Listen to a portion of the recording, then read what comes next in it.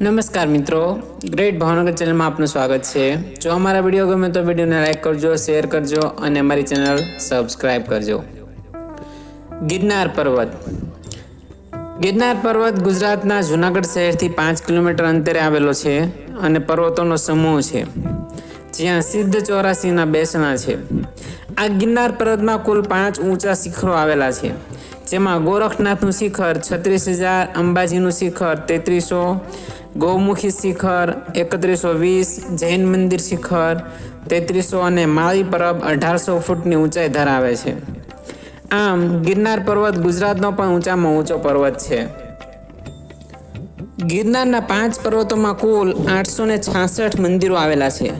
પથ્થરોના બનાવેલ દાદરા અને રસ્તો એક ટોચ પરથી બીજી ટોચ પર લઈ જાય છે। લોક માન્યતા મુજબ ગિરનારના કુલ 9,999 પગથિયા છે। ગિરનાર પર્વતમાળામાં જૈન ધર્મના 22મા તીર્થંકર નેમિનાથ કાળધર્મ પામ્યા હતા। આમ જૈન ધર્મના લોકો માટે પણ આ યાત્રાધામ છે। આ પર્વતમાળામાં અંબા માતાનું મંદિર આવેલું છે, જે હિન્દુ ધર્મના લોકોનું આસ્થાનું કેન્દ્ર છે। આ સિવાય કાળકા માતાનું પણ મંદિર આવેલું છે। અઘોરી બાવાઓની ગુફાઓ, આશ્રમો પણ આવેલા છે। અસંખ્ય દેવી દેવતાઓના સ્થાનક અને સાધુ સંતો, સુરાઓ, સતીઓના સ્થાનક પણ આવેલા છે। હિન્દુ, જૈન અને મુસ્લિમ ત્રણેય ધર્મના લોકો ગિરનારની જાત્રાએ આવે છે। ગિરનાર પર્વતમાળાની જાત્રા કરવાથી 68 તીર્થની જાત્રા કરવા જેટલું પુણ્ય મળે છે। અહીં તીર્થો જ એટલા આવેલા છે। ગિરનારના સૌથી ઊંચા શિખરે પહોંચતા છેલ્લા 100 પગથિયા ચડતા ડર લાગે છે, પરંતુ શિખર પરથી ભવ્ય દ્રશ્ય જોવા મળે છે। ગિરનાર એ જ્વાલામુખી દ્વારા બનેલો પર્વત છે, જેના કણકણમાં આદિકવિ નરસિંહ મહેતા, સાહિત્યકારો, કવિઓ અને ગીરના સાવજની ગર્જના રહેલી છે। 15મી સદીમાં કવિ નરસિંહ મહેતા દામોદર કુંડમાં સ્નાન કરતા હતા। તેમણે મોટા ભાગના પ્રભાતિયા અહીં રચ્યા હતા। ગિરનારની ગુફાઓમાં વર્ષોથી સાધના કરતા સાધુ સંતો વસતા હોવાનું પણ કહેવાય છે। આ નાગા બાવા અને સાધુ સંતો વર્ષમાં માત્ર એક જ વાર શિવરાત્રિએ જ દેખાય છે, જેમની ઉંમર 100-200 કે વધુ પણ હોવાનું મનાય છે। ઉપરાંત શિવરાત્રિ પછી એ પાછા ક્યાં જાય છે એ પણ ખબર પડતી નથી। જૈન ગ્રંથોમાં પણ કહેવાયું છે કે અનેક યક્ષાદી આત્માઓ ગિરનારમાં વસે છે। ગિરનારના પહાડોમાં અનેક ગુફાઓ, ગુપ્ત સ્થાનો આવેલા છે, જેમાં સંતો, મહંતો, સાધુઓ, નાગાબાવા, સિદ્ધયોગીઓ, અઘોરીઓ અને મહાત્માઓ વસે છે।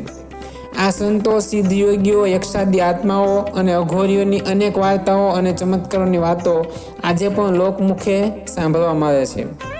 ગિરનારના જંગલમાં અલભ્ય ઔષધિઓનો પણ વિપુલ ભંડાર ભરેલો છે।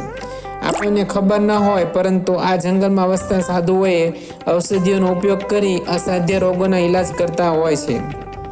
લોકવાયકા મુજબ ગિરનારમાં એવી વનસ્પતિ થાય છે જેના મૂળિયાને રાંધીને ખીચડી બનાવી ખાવાથી 6 માસ સુધી ભૂખ લાગતી નથી। ગિરનાર પર્વત હિમાલય કરતાં પણ પ્રાચીન મનાય છે। ગિરનારની ટેકરીઓ માંગરોળથી જૂનાગઢ સુધી લગભગ 24 કિમી લાંબા અને 6.5 કિમી પહોળા વિસ્તારમાં ફેલાયેલી છે। 250થી 640 મીટરની સરેરાશ ઊંચાઈ ધરાવે છે। ઇતિહાસકારોના મત મુજબ પહેલા ગિરનારના સ્થાને દરિયો હતો, જે ધીરે ધીરે ખસતો ગયો અને વેરાવળ પહોંચી ગયો। એટલે જ આજે પણ જૂનાગઢમાં અમુક પ્રકારની દરિયાઈ વનસ્પતિ જોવા મળે છે।